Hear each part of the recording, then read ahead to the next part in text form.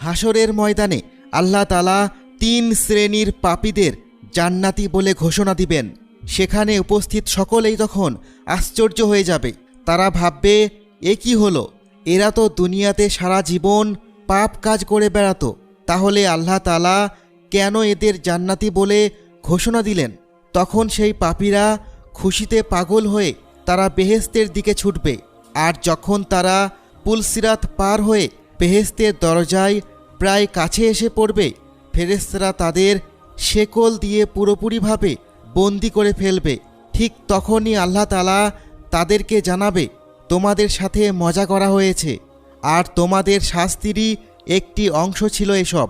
এরপর রাসূল সাল্লাল্লাহু আলাইহি ওয়াসাল্লাম আলী রাদিয়াল্লাহু তাআলা আনহুকে জিজ্ঞাসা করলেন, তুমি কি জানতে চাও আল্লাহ পাক কেন এদের সাথে উপহাস করেছিলেন?